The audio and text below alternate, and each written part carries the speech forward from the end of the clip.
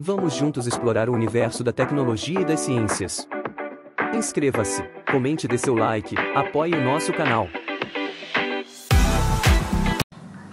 Bora lá, codificadores, mais uma de Python.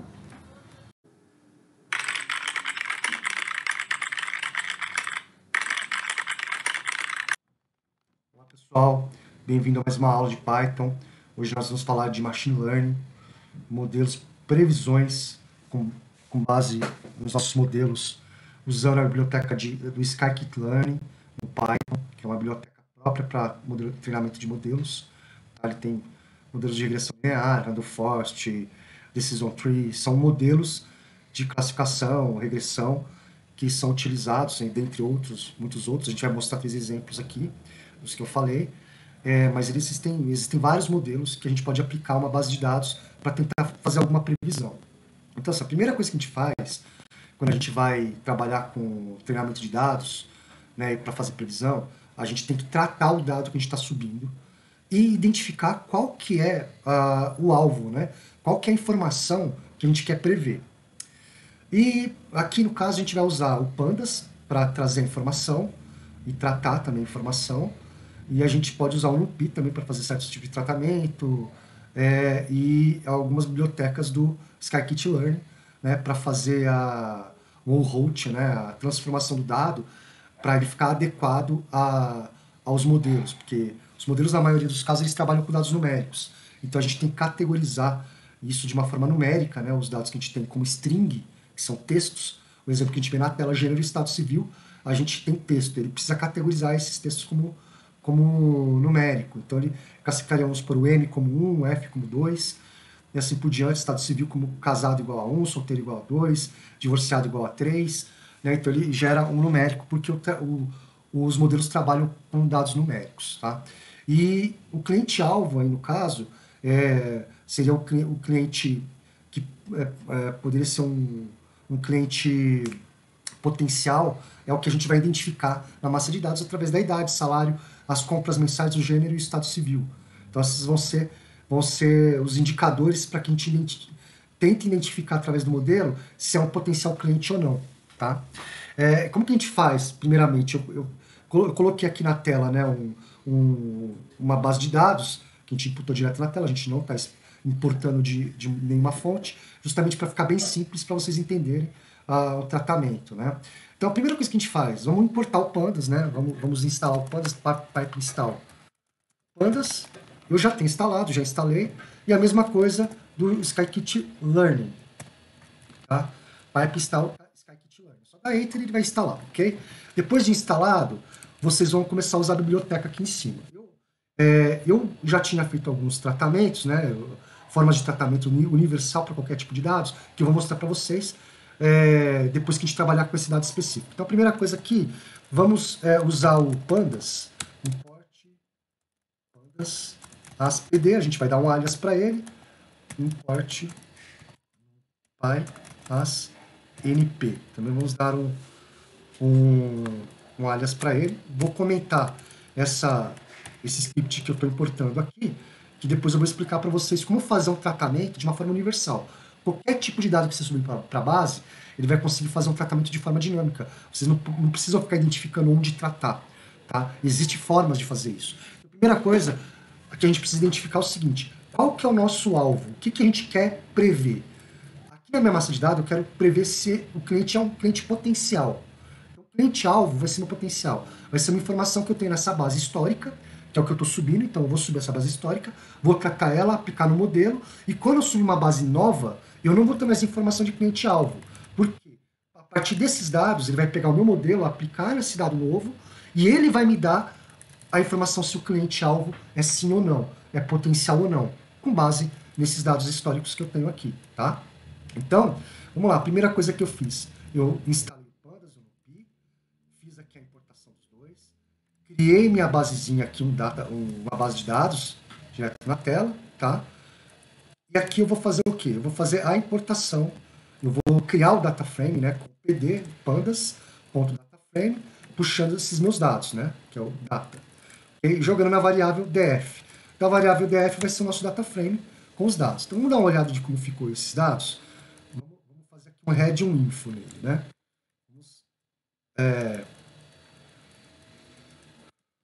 Vamos gerar isso aqui na tela.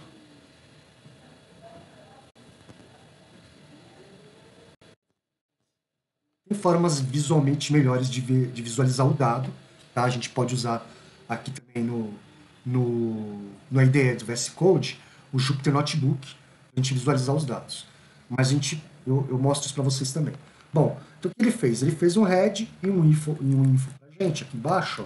Então ele mostrou aqui os dados para a gente. Por limitação, normalmente o Pandas ele me traz no máximo até 5 linhas de registro na tela. Se tiver 1 milhão, ele vai me trazer as 5 primeiras só para uma visualização prévia, tá? Para não processar muita informação. Mas ele está mostrando o seguinte: tem idade, salário, compras mensageiras, estado civil e o cliente-alvo. A gente vê que tem alguns problemas na base, né? A gente for olhar a idade, tem um NaN aqui. O que quer dizer um NaN? Pro Pandas, o NaN quer dizer nulo, ele é vazio. Se a gente for ver na nossa massa de dados, ó, ele está none mesmo, tá? Seria um campo numérico, mas trouxe um dado vazio. Então isso faz com que ele acabe distorcendo. Dados vazios não são bons para treinamento de modelos. Então a gente precisa tratar esse dado. Uma outra coisa é que o salário, ele teve casos que a gente importou como texto, tá vendo as aspas? Identificou como string. Então quando ele trouxe o tipo do objeto aqui, salário, ele trouxe um objeto que no Python, no Pandas, quer dizer o quê? Ele está identificando como um texto. E não é. Ele é um float, né? Ele é um valor, tá? E com relação aos outros campos, ok, ele está trazendo de acordo, não tem dados ausentes, né? Mas a gente vê que o gênero e o estado civil estão como objeto e a gente vai precisar transformar ele para um tipo de dado que os modelos reconhecem, porque eles têm que ser categorizados. Como que a gente faz isso, né? Primeiramente, para a gente identificar... vamos comentar isso aqui. Primeiramente, para a gente identificar... aqui tem algumas funções que eu preparei automaticamente para a gente não vai usar ela agora, eu vou comentar elas agora, tá? Um exemplo, tá? O que eu preciso fazer aqui primeiramente? Para tratar o dado, eu preciso identificar o que tem de ausente de dado na minha base. Então a primeira coisa a gente viu que a idade tem uma informação ausente, é um NaN. A gente vai precisar tratar isso. Como que a gente trata? Tem uma função do Pandas chamada fillNA, que ele identifica o quê? O NA quer dizer que é vazio, NaN, não tem informação. E o fill quer dizer substituir. Então, substituir valores ausentes. O que ele faz para essa substituição? Ele pede que dentro da função a gente coloca qual que é o valor que a gente quer, por qual valor a gente quer substituir. E aqui eu dei como parâmetro que meu data frame, o campo idade, eu quero que ele substitua pela média. Tá? E aqui ele faz literalmente, tá? Ele vai substituir literalmente pela média. Então eu estou implicitando isso como verdadeiro, tá? Então aqui ele vai simplesmente substituir o valor ausente pela média dentro da minha base. Ele vai pegar de toda a base e vai ver qual que é a média, né? Se a gente for pegar aqui toda a minha base, ó, eu tenho de 25 a 70. Minha média vai ser mais ou menos o quê? 48. Então provavelmente esse valor que está vazio ele vai preencher com 48, tá? Aí continuando. Um outro dado que eu preciso tratar, o salário, que veio como objeto, identificado como string, né, texto, ele tem que ser transformado em numérico, tá? Então, assim, tem uma função também do Pandas que ele transforma o toNumeric. Então, se você aplicar o salário, essa conversão para numérico, ele vai perguntar para você qual que é o campo que você quer transformar, né? A gente está, então, fazendo a transformação dele para ele mesmo. E aqui, com relação a dele gerar coercivamente um número em branco. Por exemplo, ele não identificou aquela string na hora de converter para numérico. Ele vai jogar como um NaN. Ele vai jogar como vazio. E a gente não quer. A gente quer que ele considere o número que está ali dentro, a não ser que seja texto mesmo. Então, exemplo, isso aqui, o que ele vai fazer é como se ele tirasse as aspas e considerasse o valor. Mas se ele tiver um A aqui, ó, realmente ele vai jogar o campo como um NaN ausente, tá? Porque ele não consegue converter isso. Então, essa regra coerciva, ele vai verificar esse ponto, tá?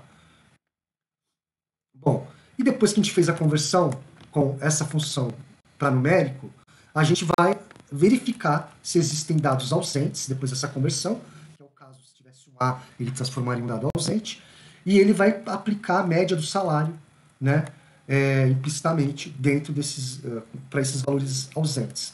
Então vamos dar uma olhada como que ficaria. Vamos fazer um print aqui, ó. Vou fazer uma head dele, né, numa segunda fase aqui um if. Tá? Como que ficou agora, tá?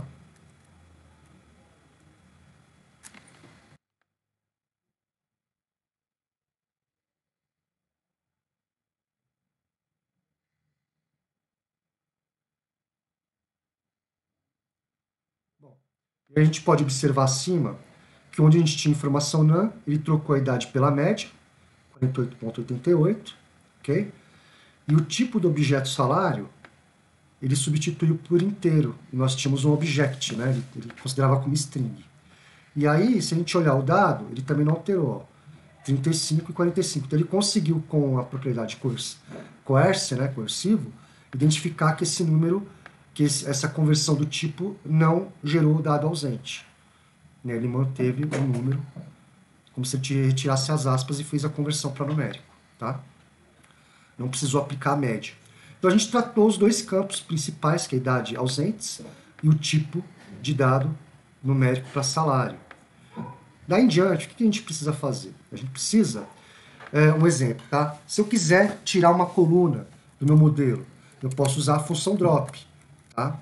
DataFrame, que é a df, variável que a gente definiu, drop, e colocar as colunas que eu quero dropar. Se eu quiser colocar mais de uma, no caso aqui eu coloquei estado civil, mas eu posso colocar gênero,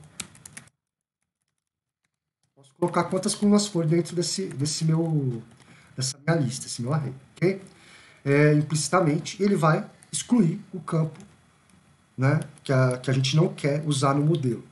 Não é o caso, eu quero usar no modelo, e aí eu dou continuidade. Bom, todo esse tratamento, no final das contas, além desse tratamento, a gente precisa também converter os campos que são string e que não é um campo-alvo para um tipo numérico on-hold, que é uma codificação que os modelos que a gente faz para os modelos, eles só usam numérico, eles não usam dado string.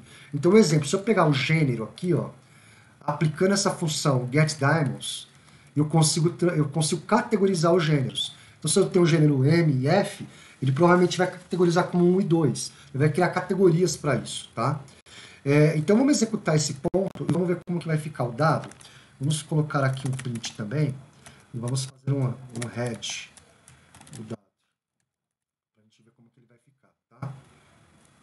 Aqui eu sou obrigado a categorizar. Os modelos não trabalham com dados string, tá?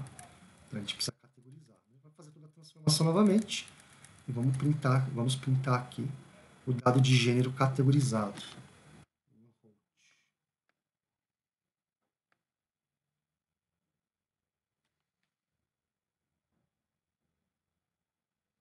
Bom, olha o que ele fez. Então ele criou o gênero, que para a gente era antes M e F, categorizando em 1 e 0. Tá? Se tivesse mais um tipo de gênero, provavelmente ele colocaria sequencialmente 2, 3, assim por diante. E a gente precisa fazer a mesma coisa para o Estado Civil. Né? Estado Civil a gente precisa fazer a mesma coisa. Então a gente também pode categorizar ele através dessa função getDiamonds. Tá? Bom, nesse caso, o que eu mostrei para vocês é como tratar o dado de uma forma como se eu estivesse trabalhando com um dado específico. Mas isso no dia a dia não ocorre. Às vezes vocês dentro de uma empresa, ou vocês querem testar um alvo específico, ou vocês normalmente querem testar várias informações específicas de previsão. Não só se o cliente é o potencial alvo, mas às vezes se o score de crédito do cliente vai ser alto, baixo, médio, turnover. Então, assim, vocês podem trabalhar com vários tipos de dados para previsão. E vocês podem prever vários tipos de coisa. A ideia aqui, na hora de tratar o dado, é fazer algo que seja generalizado, que vocês consigam tratar o dado de uma forma generalizada.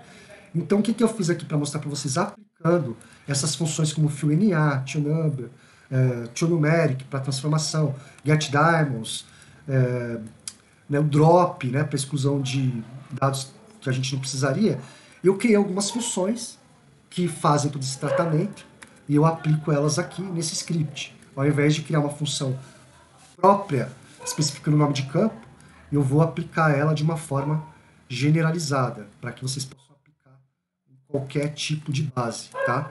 Isso usando padrões de tratamento comum. Então aqui eu estou ativando essas funções, ok? A gente vai trabalhar com o mesmo tipo de informação, e ao invés de usar o pandas e o numpy aqui, eu vou usar no meu script de funções de tratamento, que foi a que eu criei aqui, e eu vou explicar para vocês como que é feita, tá?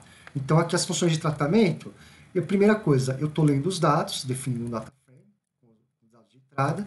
Aqui é uma função que converte colunas para numérico, desse nome, tá?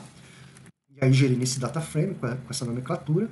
Aqui é uma função que eu trato dados ausentes, então tratar valores ausentes. Então, ao invés de fazer todo esse tratamento aqui, eu já faço através dessa função. Okay? Aqui, ao invés de eu dropar a coluna, eu faço a mesma coisa dos dados ausentes. E aqui, ao invés de eu faço a mesma coisa com relação aos dados ausentes, com base na quantidade de dados ausentes, de acordo com a minha base. Então, essa aqui também ele remove casos de alta cardinalidade. Um exemplo, se eu tenho campos de ID que são únicos e não tem como agrupar, isso para o modelo não é bom. Então a gente pode excluir eles de dentro dessa base. Eu não vou ficar trabalhando com dados de chave de cliente, ID de cliente. Por exemplo, eu tenho lá um ID de cliente que uma base de 100 mil, eu tenho 12 mil IDs de clientes, porque eu tenho 12 meses. Então era praticamente 1 para 1. Eu não tenho necessidade de trabalhar com esse tipo de ID, códigos, né? O que eu quero saber são dados que eu consiga agrupar. O modelo vai trabalhar com o agrupamento do dado. Se o dado tem um nível de granularidade muito alta, não vale a pena manter na base, exclui ele. Então, o caso dos campos de código, ID, não ser necessário, ID de fornecedor, cliente, assim por diante. E outros campos que podem ser de alta cardinalidade, que são específicos, né? Linha a linha, que eles não vão se repetir em nenhum registro ou se repetem pouquíssimas vezes. Dependendo do volume de dados, você precisa tirar ele da base. Se for base de dados pequena, aí o que acontece? Não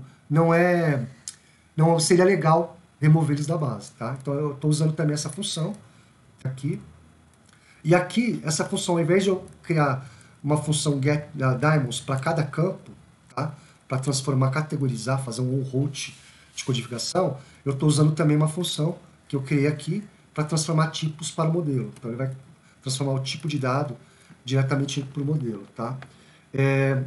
Só para vocês terem uma ideia do que são as funções de tratamento, essa seria a função de tratamento final. Podem haver outras funções de tratamento que podem ser complementares, mas por padrão são essas. Identificar dado ausente, tipo de dado que a conversão correta, a conversão do tipo de dado para categorização ou route para dentro dos modelos. Normalmente é isso que acontece. Então vamos entrar nas funções.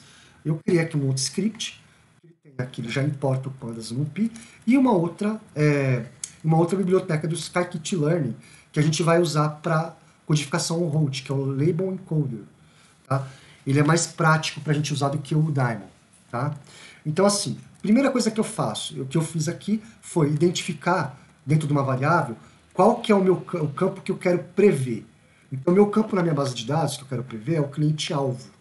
Que é o que eu tenho aqui. Se ele é potencial cliente ou não. Então, eu coloquei essa variável aqui. E aí eu comecei a criar as funções. Primeira função, converter coluna em numérico. O que ele vai fazer? Para cada coluna na minha base, ele vai criar um array, e para cada coluna na minha base, esse array até pode ser fora, que é o correto, para ele não ficar criando esse array coluna a coluna. Tá? Para cada coluna na minha base, ele vai identificar se o tipo da coluna é objeto. Se ele for objeto, se for verdadeiro, o que ele vai fazer? Ele vai usar uma função lambda nessa coluna, que ele vai aplicar o quê? Ele vai aplicar a todos os casos todos os registros que forem convertidos através da função lambda que está aqui na aplicação, né, uma função apply, ele vai aplicar a função lambda dizendo o seguinte, converte para numérico, né? E caso não entenda, gere como NA, que são os erros coercivos, né?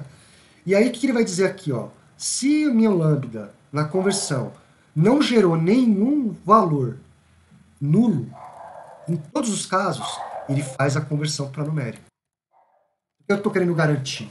Que realmente eu criei um campo numérico e que na hora que eu converti para numérico, que ele não me trouxe nada em branco, que ele não conseguiu identificar. Por exemplo, se eu tivesse um A ali dentro, ele não conseguiria converter numérico, ele estaria em branco.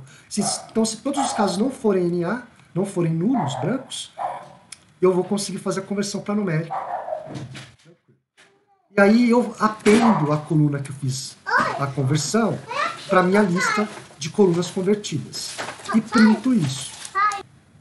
Então assim, e aí ele vai, para jogar na lista as colunas que ele converteu, ele vai printar a lista com os casos convertidos, tá? E essa lista de conversões a gente vai ter que usar também quando a gente for subir uma base nova, porque ele vai ter que fazer o mesmo tratamento na hora de fazer a previsão com essa base nova. E caso gere erro, ele passa direto, quer dizer que ele não conseguiu converter e ele considera essa passagem, tá?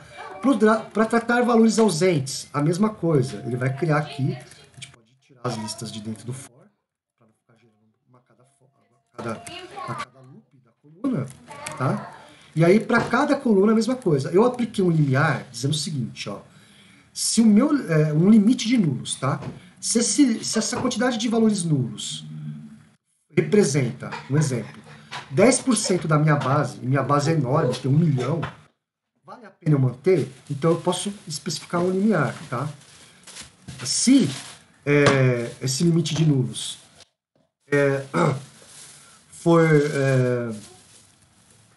for menor que 10%, eu vou excluir.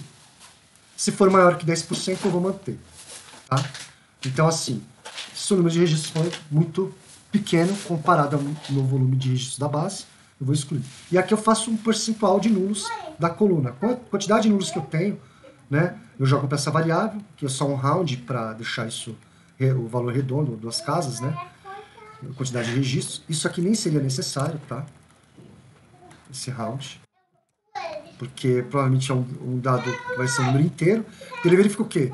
A soma de nulos naquela coluna no meu data frame, dividido pela quantidade de registros no meu data frame. Tá? E aí o que ele faz a verificação aqui? Ele verifica o quê? Se a minha coluna for diferente do meu alvo, que é a variável que eu identifiquei aqui para avaliar, que é o cliente-alvo, ele não pode apagar isso, que é um dado que eu preciso, né?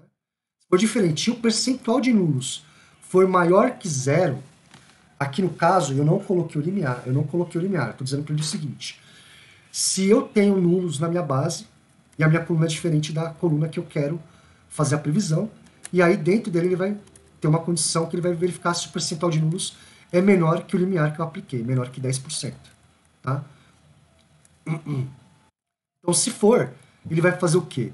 Ele vai fazer um drop no meu data frame dos casos nulos, usando drop NA, para a subset da coluna que eu estou agora. Ele está fazendo o loop. Tá? E aí, adicionar a minha lista de casos excluídos, né, por ausência, essa coluna, tá? Para a gente ter a relação das colunas que tiveram dados removidos. Então, não que eu vou remover a coluna, mas eu vou identificar a coluna que teve os dados removidos. Se teve 3, 10, 15, 20, de acordo se esse for menor que se o percentual de nulos for menor que o meu limiar, tá? De 10%. Aí eu printo esses casos aqui na tela, os casos excluídos. Se for do tipo objeto, ele vai fazer o quê? Ele vai fazer um fio NA, que é substituir a informação da coluna pela moda, porque ele é uma string, objeto para ele é uma string. Ele vai identificar a moda. Por exemplo, se aparece no gênero M ou F, qual que tem maior número de aparição? É o M, então ele vai substituir pela moda. Isso pode não ser uma verdade, tá? Mas para deixar um padrão, né, universal, a gente pode fazer dessa forma com aquela moda. Mesma coisa, ele grava numa lista a coluna que ele aplicou essa transformação dos dados nulos em moda, tá? E printa isso. E se for um tipo numérico, ele vai substituir pela média, tá? Poderia ser a mediana, poderia ser a máxima ou a mínima, poderia. Aqui a gente aplica a média, que é um padrão, que normalmente costumo usar. E a mesma coisa eu gravo numa lista as colunas que tiveram alteração pela média, né? Não é a coluna inteira, gente, só que está ausente, tá? O fio NA ele só vai substituir pelos casos que estão com o dado ausente, tá? Naquela coluna. Bom, fiz a segunda função para tratamento universal de base. Agora, a remoção de alta cardinalidade. O que eu estou dizendo para a minha base aqui? Nesse caso, eu estou especificando que ela tem que ser maior que 110% do meu total da base. Por que eu fiz isso? Porque é um volume muito pequeno para eu considerar cardinalidade, volume de dados. A gente tem 10 registros na base. Eu praticamente não quero remover ninguém. Então, é claro, eu poderia criar uma outra variável fora para especificar, né? Mas eu sei que tem casos que são 100% da base. Mas não é caso de ID, de código, é porque o volume da base é pequeno. A gente pode colocar uma condição. Se a base for acima de 1000 registros, de 1 milhão, a gente pode colocar assim, ó. a gente pode colocar uma seguinte condição para esse for, né? Caso eu queira que a minha base, se a minha base for acima de 1 milhão, vamos colocar assim, ó, se a quantidade de registros da minha base, que é um len, né, a função len que a gente usa, for maior que, vamos colocar 100 mil. 100 mil. Então, eu vou dizer para ele que vou criar uma variável para colocar aqui um limite superior. Limite superior. Vai ser igual a 0, sei lá, 0,15%. Tá? E aí eu posso aplicar isso aqui. Dizer para ele, ó, multiplica por 0,15. Se não, eu vou dizer para ele que é 1,1. Para deixar claro para ele que eu provavelmente não vou querer excluir nada. Tá? Então eu colocaria aqui como limite superior. Eu acabei gerando com meus nomes de variável. Vamos colocar limite superior. Do volume.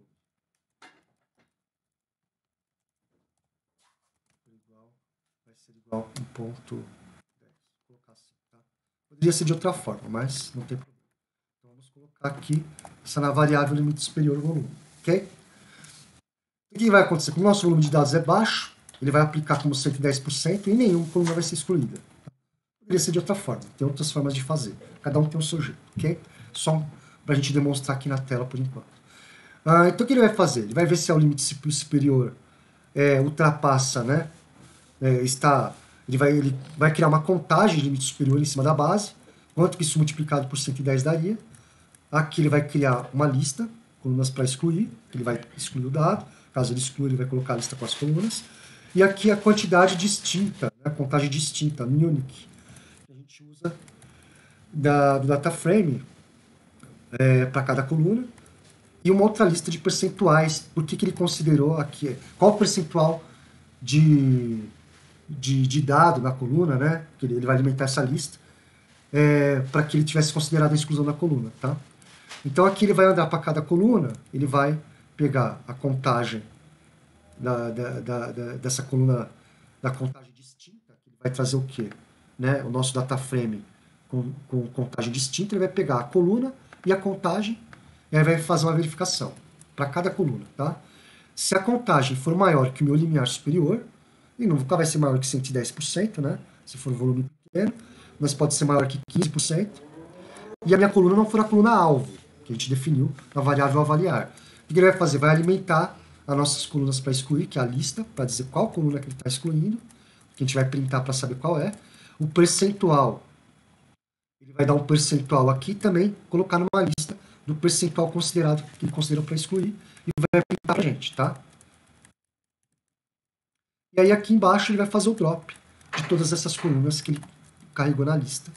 E aqui vai dar o retorno da função, tanto da lista que ele usou para excluir, quanto da nossa data frame já tratado sem as colunas.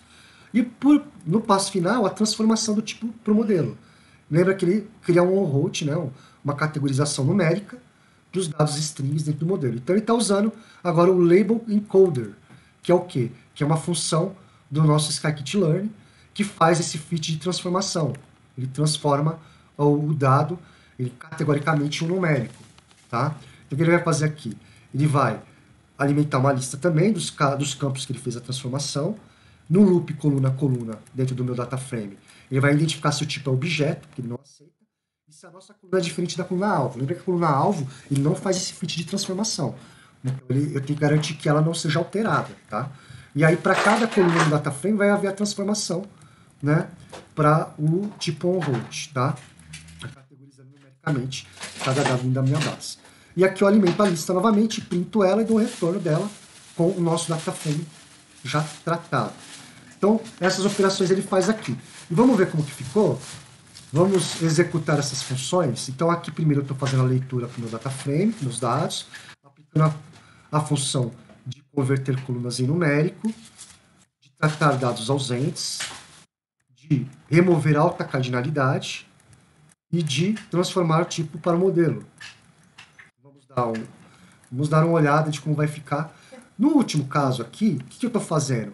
Eu estou criando uma base distinta. Então, daquilo tudo que eu fiz, eu ainda aplico um drop duplicate. Por quê? Se eu tiro informações, se eu faço a média de dados ausentes, coisa do tipo, pode acontecer do dado ter duplicado na base? Pode acontecer. Para mim, vale a pena manter dado duplicado? Não vale. Então, o que eu faço? Eu removo a duplicidade, tá? Mas vamos lá. O que eu vou fazer aqui agora? Eu vou printar tanto a informação estrutural, que é o info, eu vou pintar alguns dados para a gente dar uma olhada de como ficou, tá? Então aqui vamos fechar esses dados e vamos mandar executar tudo aqui de uma vez. Da mesma forma que a gente fez manualmente, só que agora ele vai fazer através de funções de tratamento de uma forma universal. Qualquer tipo de dado que eu subir, ele vai tratar. Então, ó, o que ele trouxe para a gente aqui? Primeiramente, lembra as listas que a gente alimentou? Então ele falou o seguinte, ó, quais colunas foram convertidas? A de salário. Lembra que a gente converteu o salário para numérico, que ele estava trazendo como objeto? Porque a gente tinha dado string nele, ó. A gente precisava converter para numérico. Ele converteu e me deu o retorno da função. Também a lista de substituição. Ele substituiu pela média, quem é a idade. Lembra que esse none, que a gente tinha como nulo na base, ele colocou como 48.888. Se a gente olhar o dado aqui embaixo, ó, tá aqui, ó, 48. Tá? Então ele já fez a substituição pela média. Aí, o que ele fez com relação ao tratamento de dados ausentes efetuada? Ele viu que a cardinalidade não tem cardinalidade alta, né? E nem tem outros tipos de dados ausentes. Um exemplo de ter que tratar dado ausente pela moda, né? Ou se o dado ausente ele era acima de um determinado percentual, ele viu que não tinha, ele não fez. E a exclusão de dados com alta cardinalidade ele também não fez. Tá? Ele deu um texto aqui que a gente colocou um pouquinho fora de ordem, mas ele está dizendo que foi efetuado, quer dizer, com relação ao caso acima. Então, o único tratamento efetuado de caso ausente foi a média da idade. E aí os tratamentos com relação à exclusão de alta cardinalidade não teve nenhuma. E aí com relação à conversão do tipo de objeto para modelo efetuado, que é aquela categorização root, ele já fez no gênero e no estado civil automaticamente. E aí se a gente olhar o dado aqui tratado, ó, ele já transformou o salário em um inteiro, que estava vindo como objeto, transformou o estado, já vai ter transformado o estado civil e o gênero, que eram dados objetos também inteiro, categorizando eles, não mexendo no nosso cliente-alvo, que é o nosso objeto string, tá? E aí embaixo aqui criou a média para a idade, né? Manteve nossos números, depois da transformação do salário, transformou o gênero num dado on-root, né? Em vez de MF ele colocou um I0, e o estado civil, em vez de solteiro, casado ou divorciado, ele colocou 0, 1 e 2. Ó. Como ele só mostra até 4 registros, ele está mostrando isso para a gente. Tá? Bom, então a gente conseguiu fazer toda a parte de tratamento do dado. Tá?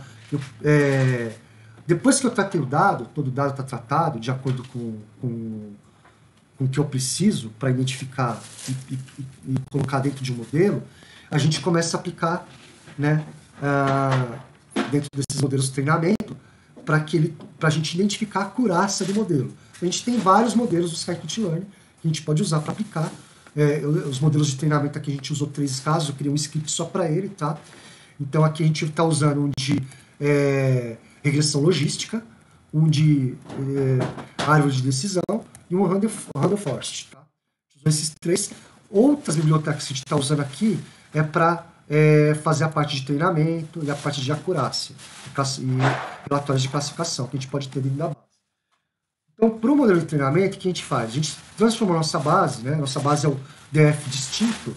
Se a gente olhar aqui onde a gente tratou, a última nomenclatura que a gente deu para a base foi como DF distinto. Então aqui eu aplico tanto no eixo X como no Y, né? Eu faço um drop do nosso campo, nosso eixo base, que é o quê? Qual que foi o alvo que a gente identificou para previsão? Foi o cliente-alvo, que a gente definiu nessa variável avaliar, que vai estar aqui em cima. Tá? Então eu estou dizendo para ele, ó, se tiver aqui dentro, dropa ele, e aí eu quero os dados distintos, eu quero o meu eixo Y, eu não quero o meu eixo X, né? Ele acaba criando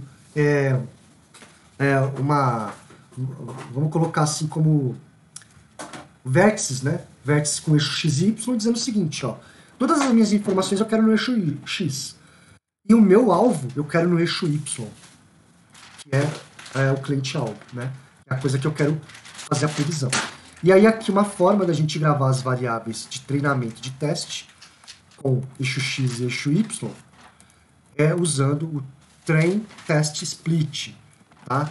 Que a gente tem aqui, ó, que é uma das bibliotecas do scikit-learn. E aí a gente aplica o quê?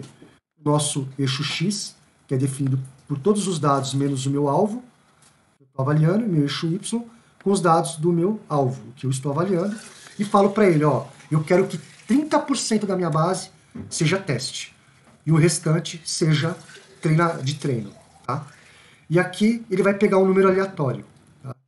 Aqui a definição para 42, a gente pode definir outras numerações, mas é o estado do dado aleatório. Tá? O tipo 42 pode ter outros tipos. Okay? Bom, depois que eu criei essa massa de treino e de teste para o eixo X e para o eixo Y, eu vou aplicar o modelo. Nesse caso, regressão logística, eu aplico dessa forma e eu gerei para essa variável logistic model. Um render states igual a 42, igual a gente fez em cima, com o máximo de interação, e eu estou dando um tipo de solvência para ele. Que são classificações de solvência, tem N classificações, tipos de solvência que a gente pode aplicar. Se a gente olhar aqui no parâmetro, eu tenho outros, ó, linear, Newton. Então são os tipos de solvências que eu estou aplicando na minha base de regressão logística. Tá? Aí quem entende bem da parte estatística vai entender para que serve esse tipo de coisa. Mas é o tipo de distribuição que a gente usa para regressão logística. E o máximo de interação, ele tem que ter... É muito bom a gente determinar um limite de iterações, porque senão o modelo pode trabalhar com um volume muito grande, e isso pode interferir na hora de trazer as previsões. Então a gente pode definir aí um máximo de interações, que também, passando de muitas iterações, às vezes não quer dizer nada, tá? O importante é que a gente tenha um padrão, o máximo de iterações necessário de acordo com o nosso volume de dados também, tá? Então aqui ele vai aplicar o modelo, depois que a gente criou, ele vai definir o item modelo como regressão logística, aqui embaixo, e aqui a gente vai colocar essa transformação, né, as escalas. Eu estou definindo aqui dentro da variável modelo regressão logística, aqui nessa variável logistic model, com alguns parâmetros adicionais, e na minha base de treino e teste do eixo X, eu estou dizendo para ele o seguinte, ó, eu vou deixar uma escala padrão num fit de transformação, são algumas melhoras para convergência, né? Normalizar ou dimensionar os dados pode ajudar a melhorar a convergência deles. Então, isso garante que a gente não vai ter problema na hora de aplicar o modelo. Então, estandarizar a escala é um padrão importante para a gente ter uma melhora da convergência do dado, tá? E o dimensionamento do dado. Então, eu estou fazendo essa escala, estou ajustando essa escala para teste e treino no eixo X, e aí eu estou aplicando o fit nele, né? Tanto com relação à escala, eixo X uma escala padrão, e o eixo Y, e aí a predição do modelo com relação à minha base, ao meu eixo X de teste com escala padrão, tá? Então isso é meio que um padrão. Aqui a regressão linear, ela usa essa parte de escala, tá? E esse modelo a gente não usaria, ok? Mas é meio que tem alguns parâmetros a mais para regressão logística para garantir, né, uma melhor convergência dos dados, dimensionamento dos dados, que é a escala padrão, tá? E esses parâmetros de máximo de interação e solver. Então, como padrão, a gente aplica um fit, né, na nossa base de treinamento, e aí com a predição em cima da nossa escala de teste eixo X. Tá? E aqui ele vai aplicar, ele vai avaliar a acurácia e vai me dar um relatório de classificação com base nos dados que a gente carregou. Então a acurácia vai usar o eixo Y de teste e a nossa predição, né? O dado que foi usado como predição é o nosso eixo X de teste em escala padrão. Tá? Então a gente vai ter a acurácia e um relatório de classificação. O segundo item do modelo que a gente está mostrando aqui é para árvore de decisão. Então aqui a gente também aplica uma variável decisão tree, classificação de árvore de decisão, também com status randômico de 42, aplica um fit, ele acaba sendo um pouco mais simples que o regressão logística, porque ele não vai ter aquele dimensionamento do dado com relação à escala padrão, então a gente só aplica o fit aqui, a predição, e aí já joga a acurácia e a classificação do relatório. A mesma coisa com o Random Forest. Então a gente aplica aqui o Random Forest, o estado randômico 42, faz um fit, uma predição, gera acurácia, né, e gera um relatório de classificação. Bom, aqui eu vou imprimir somente a acurácia inicialmente, tá? Dos 3 modelos. Então ele vai imprimir o resultado da acurácia para a regressão logística, para a árvore de decisão e para o resultado para o Random Forest. Depois eu vou colocar para vocês visualizarem também o relatório de classificação. Ele é um pouco mais detalhado, que ele usa tanto predição, acurácia, ele usa alguns parâmetros, o FIM Score, né? São alguns parâmetros que ele usou para chegar na acurácia. Tá? E esse aqui é uma lista que ele dá também da relatividade de importância dentro da base, de cada item dentro da nossa base de dados, qual que é a importância que ela teve para prever o nosso resultado, para a previsão. Então, o que a gente vai fazer agora, a gente vai rodar o modelo de treinamento até aqui, a gente só vai criar o treinamento, a gente ainda não vai aplicar para a previsão, só para vocês terem uma ideia dele funcionando, né, que como a gente já está usando aqui os nossos dados tratados, que também tem as funções tratadas, ele já vai aplicar direto aqui os resultados dos modelos, então a gente já vai ver aqui como que ele vai funcionar. Vamos mandar executar. Vamos tirar esse dado aqui para que ele não imprima para a gente. E eu vou imprimir diretamente daqui, que já está puxando o dado daquele script, né? Através do from, dados tratados em import string. Lembra que tem que estar tudo na mesma raiz. Então eu estou puxando esse script, ó. Esse script dados tratados direto para cá. E esse script puxa o dado, as funções de tratamento que estão aqui. Então um acaba sendo um ciclo para o outro. Então vamos rodar esse cara aqui e vamos ver a execução dele. Ele vai me dar a acurácia dos modelos, vai me dar todo o print de tratamento, né, quais colunas ele tratou, igual a gente teve anteriormente, e vai me dar também a acurácia de cada modelo que a gente aplicou, né, e tá aqui na tela, ele fez toda...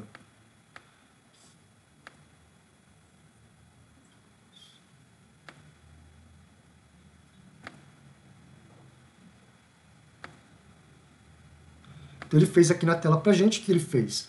Ele fez toda a parte de tratamento, me deu todo o resultado de tratamento, né, que a gente já tinha visto antes, tá, de uma forma, sem a gente precisar ficar colocando nome de coluna, ou identificando o tipo de dado manualmente. Ele fez de uma forma dinâmica, através das nossas funções, e logo em seguida ele me deu a acurácia de cada modelo que ele aplicou, que no nosso caso foi de regressão logística, árvore de decisão e o Random Forest. O melhor modelo que ele aplicou foi o Random Forest, chegou a 66,67%. Ainda não é um percentual bom, mas de todos os 3 modelos que a gente aplicou, foi o que melhor teve uma acurácia. Então provavelmente ele vai ter uma previsão muito melhor que os outros na hora da gente subir uma base nova para identificar qual que é o cliente-alvo, né? E assim, agora, visualizando com relação a uma lista de importância, né, vamos ver o que ele considerou dentro dos nossos dados, qual a importância de campo a campo, dado a dado ali dentro, para poder gerar essas 3 acurácias do nosso modelo. Então vamos mandar executar novamente.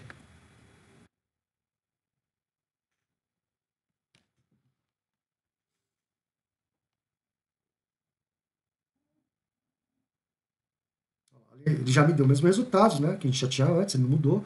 Mas ele está dizendo o seguinte, ó, o meu gênero ele teve uma importância de quase 50% na acurácia dos resultados. Então é um dado muito importante. Então, assim, a importância do gênero está sendo muito grande dentro da base. Os demais ficam em segundo lugar o salário, terceiro as compras mensais, quarta a idade e por último o estado civil. Então não importa muito se o estado civil é casado, solteiro, divorciado. Aparentemente o gênero está importando muito nessa base. Deve ser algum racismo, não é possível, né? Mas, bom, o modelo, a gente pega um modelo que existe dentro da biblioteca e com base nos nossos dados ele chegou nessa conclusão. Bom, a gente pode identificar esse tipo de coisa e tentar melhorar, inserindo novas categorias de dados, novos dados, para não ficar uma coisa tão, vamos dizer que, maltratada, né, mal indicada. Poxa, será que é o gênero? O gênero vai identificar o cliente-alvo? Quer dizer o quê? Que o masculino ele tem mais propensão a ser um bom cliente, o feminino. Então isso pode gerar um pouquinho de, né, como que a gente diz? Algo um pouquinho não legal. Bom, de qualquer forma, ele trouxe aqui pra gente, e agora eu quero também trazer para vocês mais informações com relação a esses modelos, que são classificações o relatório de classificação, que ele traz o quê? Ele vai me trazer outros parâmetros, não só a acurácia, né? Ele chegou no resultado da acurácia, mas ele tem um resultado de predição, ele tem um resultado de F-score, tem uma série de outras métricas que ele traz nesse relatório de classificação que é muito importante para a gente dar uma olhada. Porque às vezes, para a gente, a acurácia não é tudo. Pode ser que a predição seja o melhor indicativo. Então, esse relatório ele vai trazer isso para a gente. Vamos executar. Pra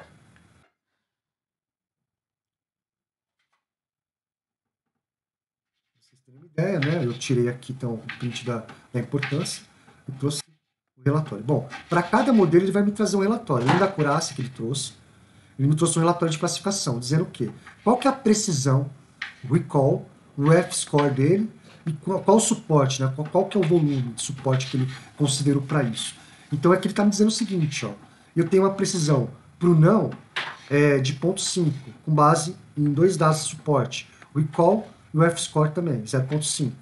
E de sim, tudo zero, com base em um suporte, tá? E aqui ele me dá uma macro média, né, dessas informações e uma acurácia com base no meu score, que é de 33%, que é o resultado que a gente teve, tá?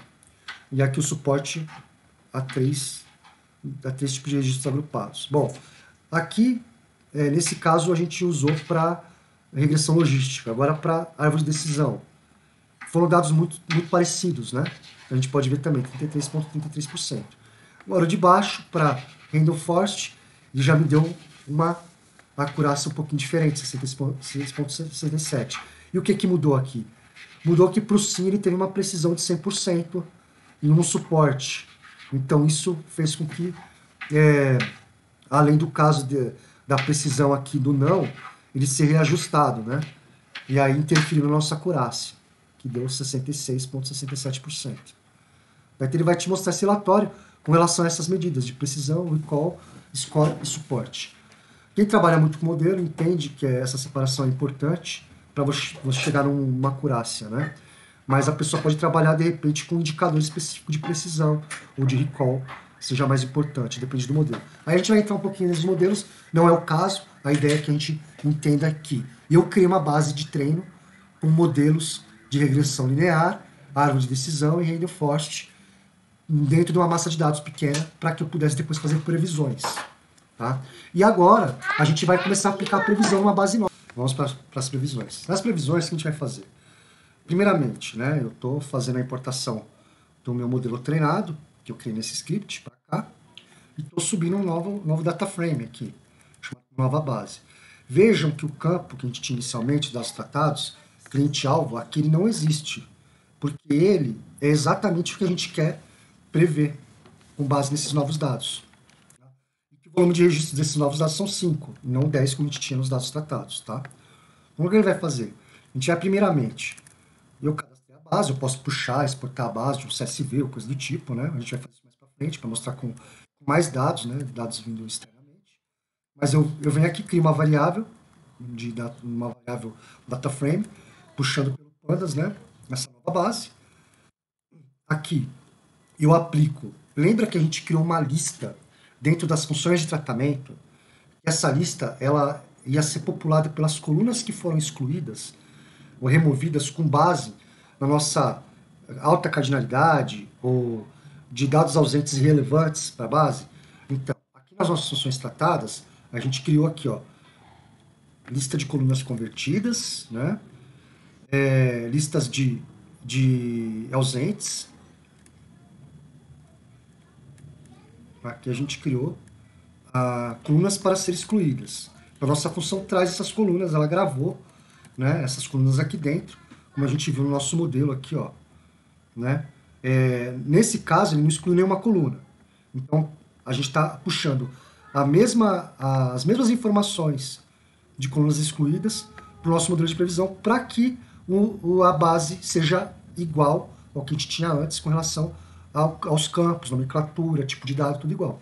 Então, a primeira coisa que a gente tem que ver, se for excluído alguma coisa, a gente também não vai considerar subindo essa nova base. E aqui a gente aplica a transformação dos tipos objetos, né, tipos string, para o modelo, que é a mesma função que a gente tinha feito aqui, por último, para converter o gênero que ele converteu, né, EMF para 0 e 1, estado civil, casado, solteiro e divorciado, para 0, 1 e 2. Ele vai fazer a mesma coisa aqui para a gente, porque os modelos de treinamento eles não aceitam dados string, a não ser o alvo que a gente quer prever, tá? Então aqui a gente vai aplicar então todo o tratamento também a nova estrutura de uma forma automática, tá? E aqui começar a aplicar os nossos modelos tanto de regressão logística, de árvore de decisão e random forest, dessa forma usando o predict em cima da nossa base que a gente acabou de subir. E esses modelos que a gente fez, a gente criou aqui, né, na parte de modelos de treinamento, com essa nomenclatura, tá? Que é o que a gente vai usar aqui. Que é o random forest model. A gente já criou parte daqui. A gente criou também decisão tree model e logistic model, tá? Então a gente está usando os mesmos aqui para gerar previsão para a gente. Bom, a gente sabe que a acurácia da regressão logística foi 33, de árvore de decisão também, e aqui o random forest tem uma previsão melhor, de quase 67%. Vamos deixar só duas, vamos comentar de regressão logística, vamos gerar só para essas duas, tá? Então vamos imprimir aqui o resultado da previsão só para essas duas. O que a previsão vai me trazer? Ela vai dizer para mim, nesses meus 5 registros que eu tenho aqui, se o cliente é um possível é um alvo ou não, quer dizer o quê? Se ele é um possível cliente ou não, sim ou não. Mesmo que a informação não tenha, o nosso modelo previa isso, então ele vai trazer essa informação quando a gente aplicar os modelos, e o que vai ter a melhor acurácia vai ser o random forest. Então a gente vai fazer isso agora aqui, em cima desses dados, ok? Então vamos executar, vamos limpar aqui a tela, e vamos executar com a nossa nova massa de dados, o modelo treinado que a gente fez. O que ele está fazendo? O tratamento do dado, que a gente tem histórico, treinando os modelos, fazendo teste de treinamento, e agora aplicando uma previsão em cima de uma base nova que a gente também está tratando da mesma forma. Então aqui ele vai dar todos os resultados do tratamento, os resultados dos nossos modelos de teste de treinamento, com o relatório de classificação, e a acurácia, 33 e 67%, praticamente, random forest. E aqui embaixo ele vai me dar o quê? O tratamento que ele fez no dado para previsão, que é o dado novo. Então ele transformou os dados em um route, né, para gênero e estado civil, categorizou em numérico, e aqui ele me deu o resultado da previsão de árvore de decisão em random forest, dizendo o seguinte, ó, o primeiro cliente sim é um possível alvo, o segundo não, o terceiro sim, o quarto não e o quinto sim. A mesma coisa ele fez para a árvore de decisão. Lembrando que mesmo sendo as mesmas classificações de previsão, se um volume de dados for muito grande, normalmente não vai ser a mesma, tá? Porque a acurácia é diferente, uma é 33%, outra é 66%. Nesse caso, o volume é muito pequeno, ele conseguiu dar uma assertividade de 67%, com a de 33% igual. Mas pode ser que não aconteça, tá? Então, assim, trabalhamos com volume de dados baixo, pequeno. Agora, eu não quero trabalhar mais com volume de dados pequeno. Eu vou exportar uma base agora que eu tenho 100 mil registros, uma base de cliente, e que o meu alvo vai ser o score de crédito. Então, o que eu vou fazer aqui? Nos dados tratados, eu vou comentar também aqui a nossa variável data frame, e vou fazer um head CSV para puxar um arquivo CSV de clientes que eu tenho aqui. Então, se eu abrir ele aqui, vocês vão olhar que ele tem aqui um volume enorme de dados, tá? Tem bastante informação. Eu vou fazer com que ele faça todo o tratamento automaticamente nesse cara. Mas vamos dar uma olhada nele primeiro, para ver como que ele está, antes da gente executar toda a leitura do tratamento, a criação do modelo. Dá uma olhada nele. Vou fechar aqui. Olha, só para a gente ver a estrutura dele e os dados que tem nele. Eu quero mostrar para vocês que qualquer tipo de dado que eu subir na base, meu tratamento vai ser diferente e eu vou conseguir aplicar os modelos e fazer previsão. Então, de uma forma bem dinâmica, né, sem precisar ficar tratando dado a dado. Então, o que ele me trouxe aqui? Primeiramente, as 5 primeiras linhas de registro. Então, como ele tem um volume de campos muito grande, muito registro, ele me trouxe aqui o ID do cliente, mês, empréstimo de crédito, algumas coisas, estudantil, algumas coisas do tipo, tá? Bom, lembra que eu falei da cardinalidade, quando a gente usa ID de cliente, ou determinados tipos de campos, isso daí pode ser prejudicial para o modelo, porque não tem como criar um agrupamento do dado para poder fazer uma predição. Cada cliente, cada ID de cliente tem uma peculiaridade, né? Tem um número específico. Porém, os detalhes do cliente, que nem o mês do empréstimo, o tipo de empréstimo, isso pode ser comum entre vários clientes. Mas o ID não. Então o ID para a gente não vai interessar. Provavelmente ele vai excluir isso no nosso tratamento, tá? Então ele está dizendo aqui, ó, ele mostrou 5 linhas, tem 25 colunas, tá? Essas são as 25 colunas. Então ele tem aqui bastante objeto, tá vendo? Ó? Profissão é um objeto. Provavelmente ele vai fazer um on-road disso, categorizar, tá? O mix de crédito, ó, comportamento de pagamento, score de crédito, tá? Tem uma série de informações aqui que provavelmente ele vai fazer na base. E a gente quer ver essa transformação ocorrendo, tá? De uma forma dinâmica, né? Além dele tirar os campos de alta cardinalidade. Porém, dos parâmetros, o que a gente quer identificar aqui? A gente quer identificar o score de crédito. Então ele tem uma linha de score de crédito que eu quero avaliar. Porém, para eu fazer isso, deixa eu mostrar para vocês através do Jupyter Notebook, na ideia do VS Code. Vamos abrir aqui um novo arquivo e vamos puxar essa informação para o Jupyter Notebook. A gente tem uma visão um pouquinho melhor através do comando display de como que essa informação ela vem com todos os campos, tá? Então, vamos abrir aqui um novo arquivo. Eu tenho já instalado o Jupyter Notebook. É só vocês baixarem a biblioteca, é só vocês instalarem essa IDE aqui. Tem uma parte que vocês conseguem colocar extensões, né? Aí vocês podem puxar o do Jupyter Notebook aqui em extensões, ó. Né? É só vocês colocarem aqui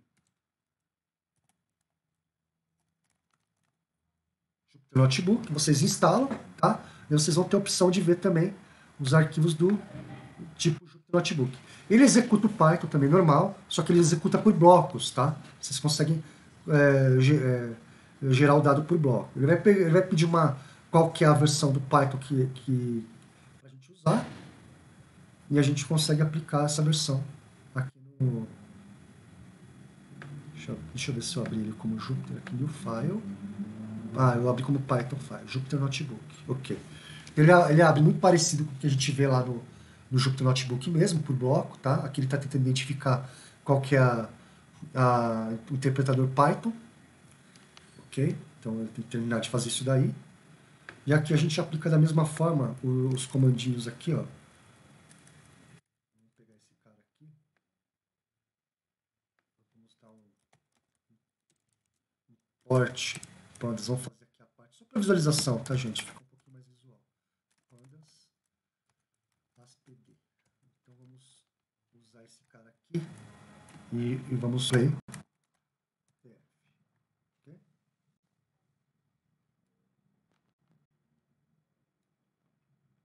Vamos mandar executar esse cara, só para vocês terem uma ideia.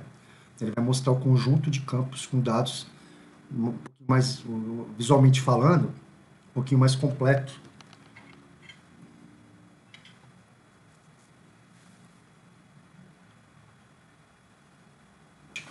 Criou um índice, né? Mês, tudo mais. A gente tem bastante informação. Profissão, tem dado nulo na base, a gente pode ver que tem dado nulo, né? Mas qual que é o nosso alvo? É o Credit Score, o Good, Standard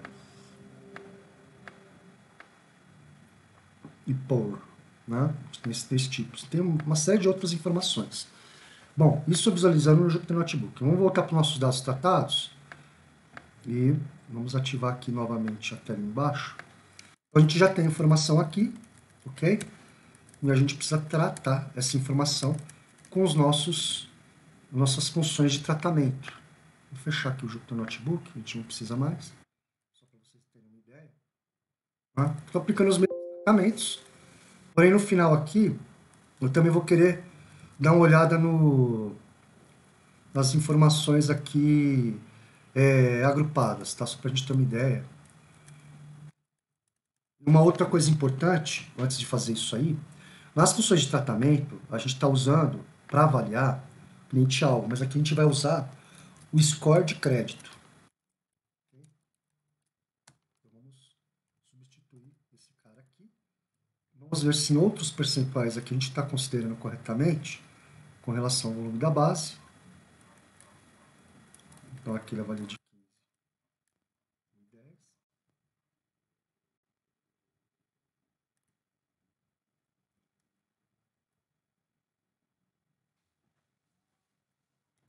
Vamos colocar maior que 10% da base, tá?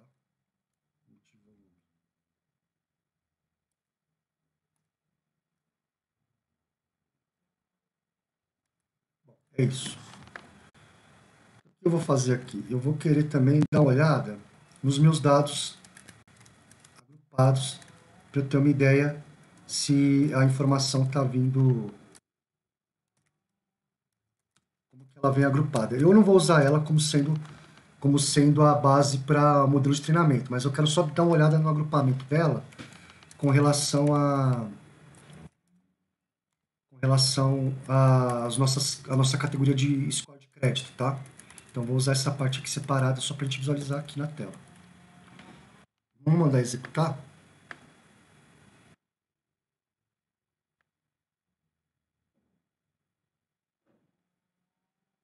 Já me trouxe as estruturas que eu tinha tirado. Tirei.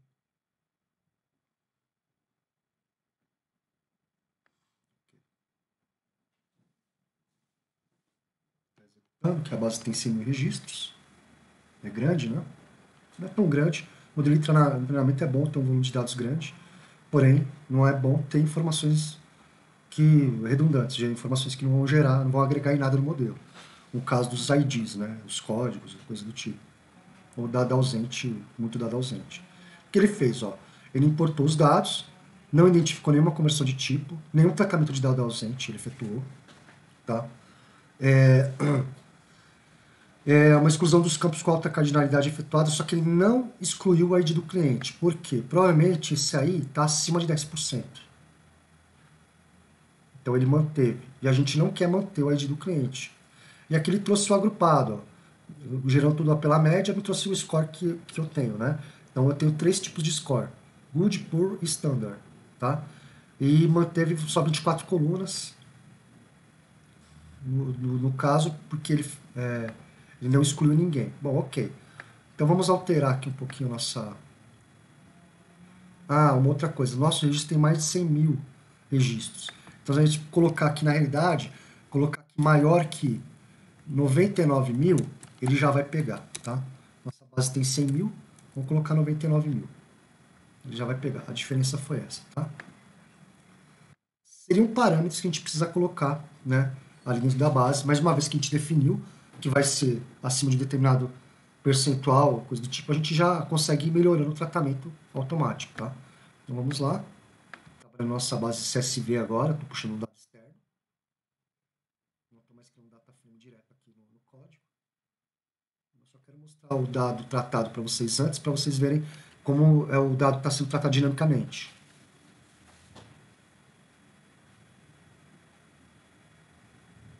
Que é uma fase muito importante. Eu acho que a mais importante de tudo é o tratamento do dado, tá?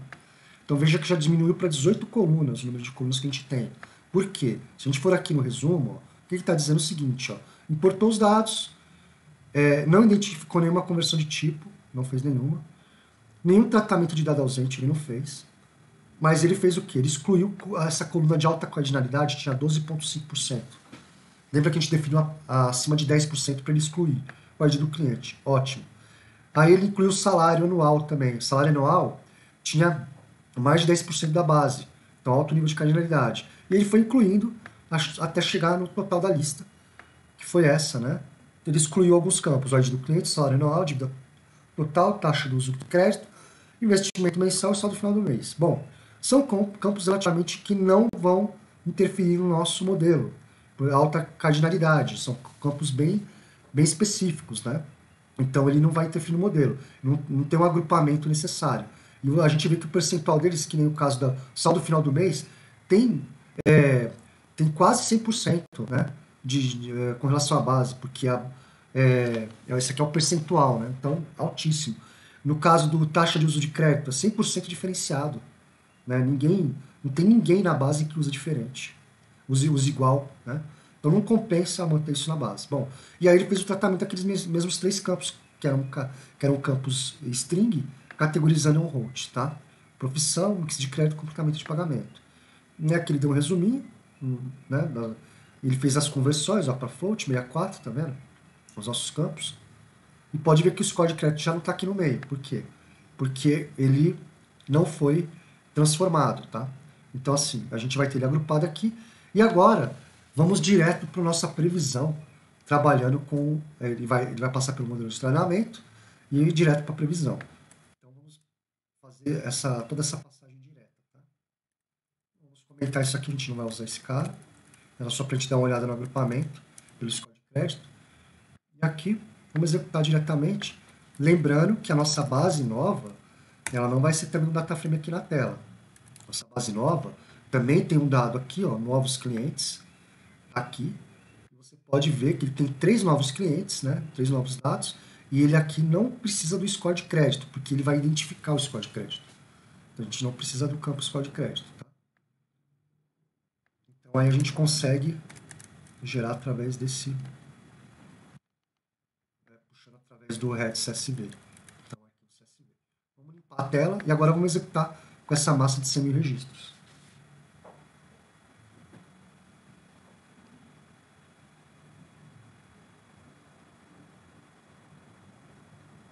Importou o dado de treinamento.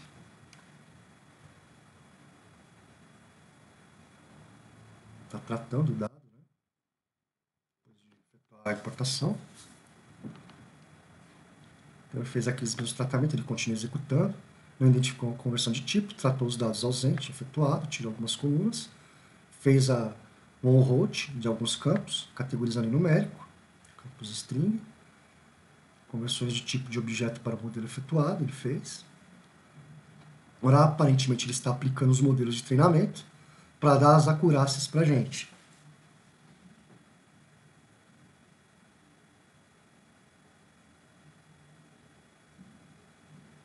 Bom, aí aqui embaixo ele começou a dar os resultados. Ó, de regressão logística, ele chegou a uma acurácia de 63,78%.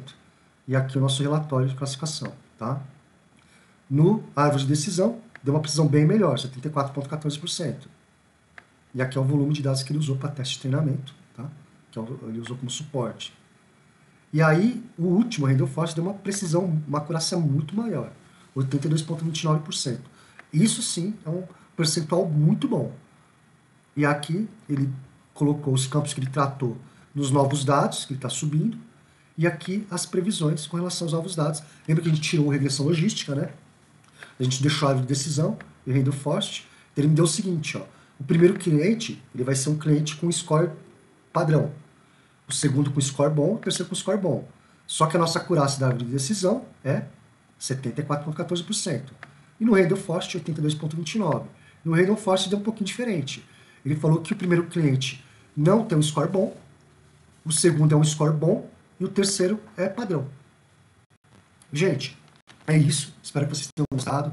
A gente fez toda a parte de tratamento, Fill NA, Drop, Diamond, né, usando o fit de transformação dos próprios modelos, né, que a gente usou aqui em cima, que é o...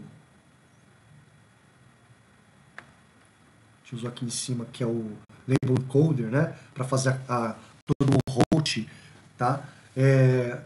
Conversão para numérico, né, criação da lista, o tratamento de uma forma dinâmica, qualquer base que você subir. A única coisa que a gente mudou nessa base foi o seguinte, a gente alterou qual que era o ponto que a gente queria avaliar, que a gente quer prever, essa alteração, e aqui o percentual No caso aqui, como a gente tinha 100 mil, eu mudei para 90 mil. Mas vocês podem colocar 1 milhão ou mais, tá? Qual o percentual de 10% a gente colocou, né, de limite superior, vocês podem definir um limite. Pode ter uma telinha de configurações, tá? Dependendo do volume de dados. Mas ele já faz o tratamento todo praticamente dinâmico, né? Através dessas funções que a gente tem aí no Pandas, tá? Já aplica modelo, a gente aplicou 3 tipos de modelo, existem vários modelos, tá? Existem muitos modelos. E a gente pode ver assim, se vocês forem entrar no site do Scikit-Learn, vocês vão ver que tem muitos modelos, tá? Então se você colocar aqui, se a gente colocar aqui no From Skylearn, que é o nome que ele dá para a nossa biblioteca.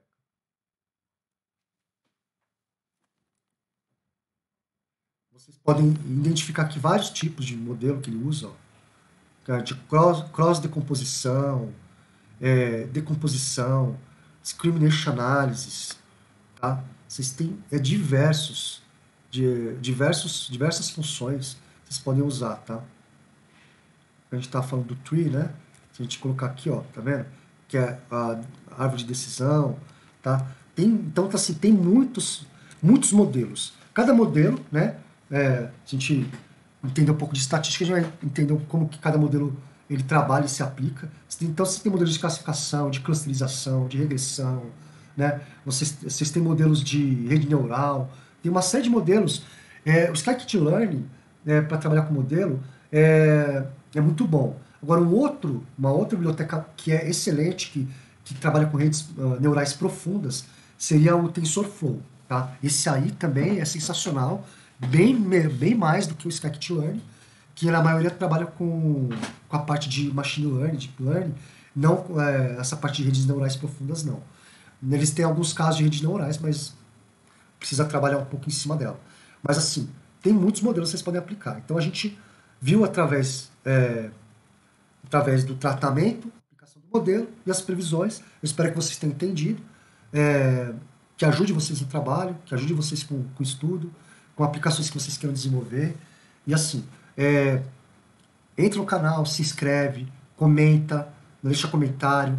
Se vocês quiserem ver coisas novas, a gente vai ajudar vocês. Deixa seu like, sabe, acompanha o nosso trabalho. Tem muita coisa legal, ainda tem muita coisa para vir. E também tem aplicações que a gente desenvolve, está colocando na web. A gente colocou um de OCR, né, para ajudar o pessoal de processamento de linguagem natural. Provavelmente a gente vai colocar também uma aplicação relacionada à parte de machine learning também, para previsão de dados, com base nisso que eu ensinei para vocês. Tá? Todas as aulas que eu ensino para vocês são aulas que depois eu aplico, a gente cria ferramentas na internet de forma gratuita, que a ideia é que vocês conheçam um pouco, tenham facilidade em trabalhar com esse tipo de ferramenta e consigam gerar aplicações, coisas que melhorem a vida das pessoas, porque a tecnologia é resolver problemas, né? Então a gente está aqui para resolver os problemas, ajudar as pessoas a melhorar de vida, melhorar suas condições através da tecnologia. E é isso que eu quero mostrar para vocês, e eu quero que vocês aprendam, e a ideia é essa, tá? Bom, gente, é isso aí. Se inscreve, acompanha nosso canal, e até a próxima.